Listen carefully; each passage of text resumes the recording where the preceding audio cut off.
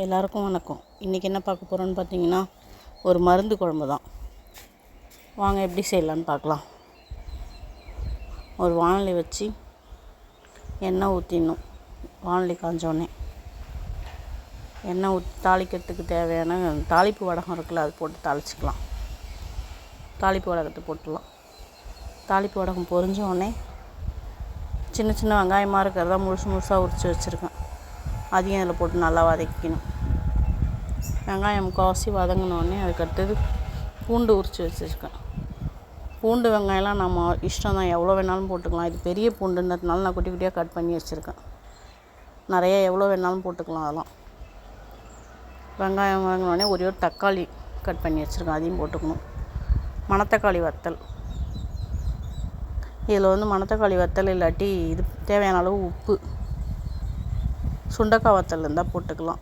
காரத்துக்கு மிளகாத்தூள் கம்மியாக போட்டுக்கலாம். ஏன்னா நம்ம அந்த மருந்து பவுட்ரு அரைச்சி வச்சுருக்கோம்ல, அதில் மிளகு அந்த மருந்தோட காரமாக இருக்கிறதெல்லாம் இருக்கும். அதனால் மிளகாத்தூள் கம்மியாக போட்டுக்கலாம். கொஞ்சமாக புளி ஊற வச்சுக்கணும். ரொம்ப புளிப்பாக இல்லாமல் இருக்கணும்.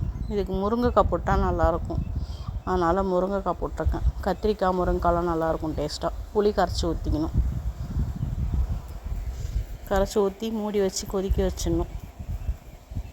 இந்த மிளகாத்தூள் வாசனை, புளி வாசனைலாம் கொதிக்கிற பச்சை வாசனை போனோடனே அந்த அளவுக்கு ஒரு 10 நிமிஷம் கொதிக்க வச்சோன்னாக்கா அந்த வாசனைலாம் போயிடும்.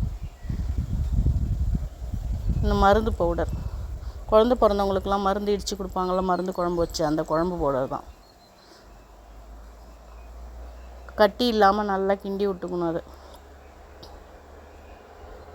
உடம்பு வலி, ஜுரம், தலைவலி இந்த மாதிரி இருக்கிறவங்களுக்கெல்லாம் இந்த குழம்பு வச்சு கொடுத்தோன்னாக்கா உடனே ரிலாக்ஸாக இருக்கும். உடம்பு ஜுரம்லாம் போயிடும், உடம்பு வலியே தெரியாது.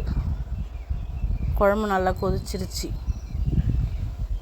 இதுக்கு சுட்டு அப்பளம் தொட்டு சாப்பிட்டோன்னா இன்னும் டேஸ்ட்டாக இருக்கும்.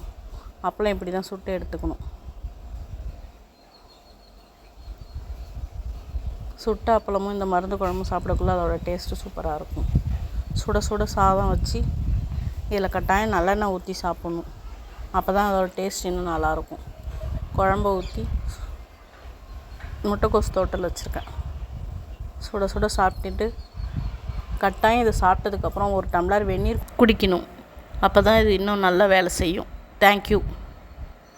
இந்த மருந்து பவுடர் பார்த்திங்கன்னா நாட்டு மருந்து கடையில் பவுடராகவும் கிடைக்கிது. அதோடு நம்ம வீட்டிலேயே வாங்கி வறுத்து இடித்து செஞ்சோன்னா இன்னும் டேஸ்ட்டு நல்லாயிருக்கும். செஞ்சு பாருங்கள், எப்படி இருந்துச்சுன்னு கமெண்ட் பண்ணுங்கள். வீடியோ பிடிச்சிருந்தா ஷேர் பண்ணுங்கள், லைக் பண்ணுங்கள்.